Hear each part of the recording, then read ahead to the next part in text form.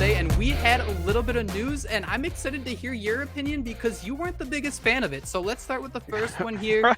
It was announced that the Miami Dolphins will play the Kansas City Chiefs in Week 9 in Frankfurt, Germany. So when you read that, I assume you were a little upset because I think you're going to try to go to that game. Yeah, I don't live too far away from Kansas City. I actually have a couple friends who are Chiefs fans who have season tickets to the Chiefs, and they're always trying to get me to go down there to watch games with them. But they're like, "Oh, we're playing the Chargers," and I'm like, "I don't care." And they're like, "Oh, we're playing the Raiders." I'm like, "Yeah, I don't care." But this was the year. They were like, "Hey, Dolphins are visiting Kansas City. Come on down." And I was going to go with them, and if not with them, I was going to bring my boys down, my two young children, to go check out a game in Kansas City, but that ain't happening now. I'm not flying all the way over to Frankfurt, Germany to watch the Dolphins and the Chiefs battle it out over there, even though I did take 4 years of German in high school. So, ich spreche Deutsch. All I can tell you is Das Boot is the boat. That's pretty much all I got for you. Have you ever been to Germany?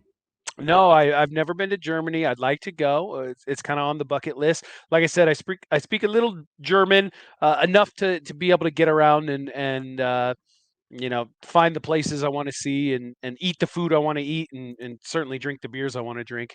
But but yeah, it's probably not in the cards this upcoming fall for me. Kind of a busy guy. Yeah, I definitely don't blame you, especially spur of the moment. It's hard to plan a trip to Germany in 5 months just out of Right. the blue.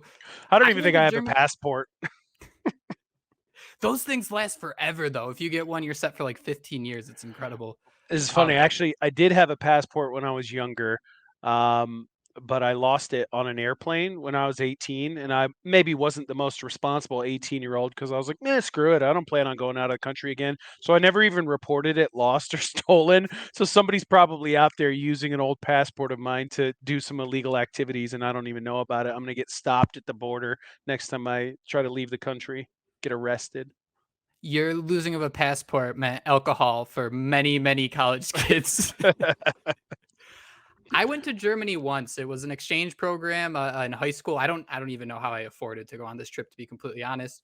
But we were going to Italy, and it was just a layover in Germany. So I was there for maybe about 45 minutes to an hour, and it was the most generic thing ever because we're just sitting there by the gate. Guy absolutely wasted at 4 in the morning, and his friend just carrying him through. I'm like, this is the Germany experience. We got it all out of our way at once. It was incredible because he legitimately couldn't walk, and at 4 in the morning after a long flight, I mean, that just kind of was absolutely hilarious. But Merrick, as someone who travels a lot, I have some advice that I learned during this trip. I was in high school, going away out of the country for the first time, and it's kind of scary. I'll be honest with you. And I remember talking to my dad that morning, and he gave me a little advice. He goes, when you're in the airport, whatever you're doing, whatever is going on, do not say hi if you see your friend named Jack. And I'm like, what the hell are you talking about? He goes, if you scream hi, Jack, in the airport, they will arrest you. I'm like, God damn it, Dad. Like, really? That's what you're hitting us with? That's what But dads are for, man. The classic oh, dad joke right there.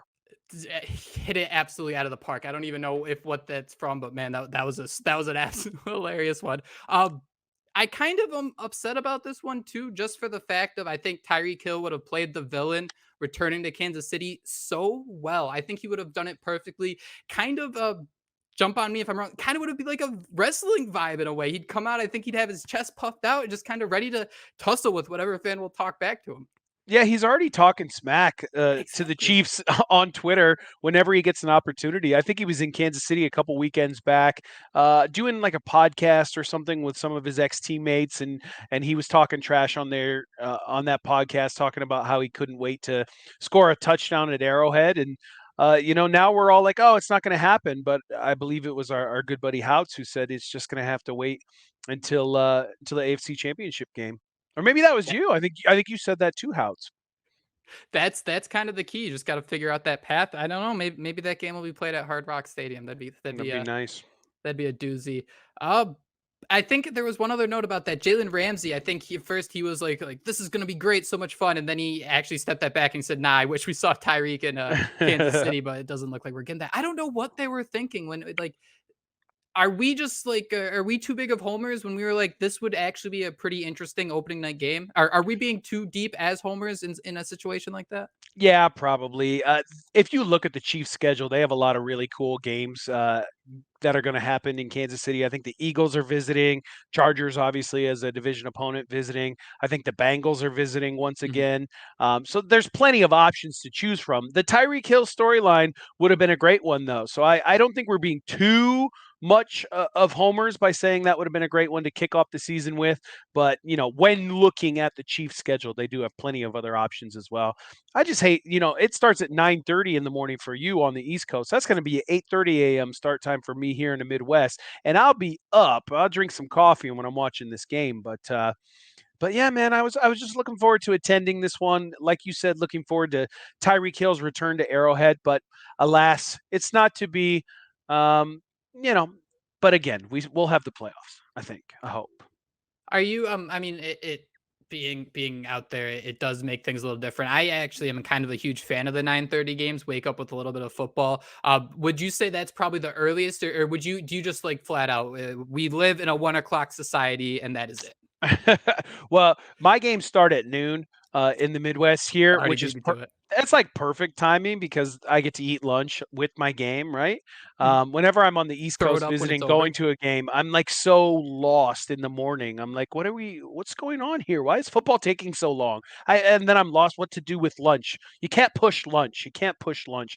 I'll be there with a hot dog up my sleeve. Like, I think you should leave. If you haven't seen that on Netflix, you've been living under a rock. It's a great show. I think you should leave. Anyways, um, I'll be fine. My only problem is my kids do a lot of sports, and Mhm. my youngest son plays a game called deck hockey. It's like ice hockey, but on plastic, which makes it much easier for the kids to play. And those are always on Sunday mornings, and they finish just in time for football Sunday. But there's going to be one going on during this Dolphins Chiefs game, I assume, and I'm going to have to decide who I love more, the Dolphins or my own son. And it's a toss up right now. I don't know. Hopefully, he's not watching this. I think you should scout and say, you got to win the week before. Whoever wins the week before, that's what you watch. Just to Yeah, if ride that hot hand. Yeah, if the Dolphins are on a winning streak, then you know what is I've been to all your other hockey games. We're good. I'll be there next week. You're going through a rebuild. We've seen this song and dance. Just go work on cutting them quarters. We do have another game to talk about here, and it does feature a division rival in a game that is happening for the first time ever. We have a Black Friday game, so week 12, the Dolphins will play the Jets at 3 p.m. Another very unique time. Uh, got your Amazon Prime ready to go? Are you going to be able to watch that, stream that game on Friday? Yeah, I'll definitely watch, but that's stupid. That's so dumb. Let's play Friday football like it's high school or something like that. I just when looking at the two announcements today, the Germany game and then the away game on the road in late November in New York on a Friday, short week. Like that's tough. That's a Mhm. lot of travel in the beginning of the month, and then you hope that they get the bye week in week 10. But last time the Dolphins went overseas, they did not get a bye week the following week. So there's no guarantee that's happening. I think a lot of people assume that's going to happen, and maybe it will. But see, you got the early travel in November to Germany and back, and then you have the late travel on a short week on the road on Friday against a team that's going to be much improved, the New York Jets. So I see a lot of people excited about it because they're viewing it as a primetime game for the Dolphins. And I love the primetime games. Actually kind of hate the primetime games because that's an opportunity for all your friends to message you and be like, Yep, "Man, Dolphins suck so absolutely. bad when when they play poorly." And for some reason, they always seem to play poorly on primetime. But they got this road game, short week. You worry about injuries. You worry about having enough rest to perform up to standards, and then you got to get on the plane and travel once more. So, and then I think it was just tweeted out right before we started recording here, going live here. The Dolphins traveled the third most miles, air miles, out of any team in the NFL this season. So there's a lot of travel woes and wear and tear on the body with those types of things that are going to come into play with the Dolphins this season. Starting with that Germany game and then continuing on Black Friday, which why that's not a real holiday. That's not a thing. I don't get it.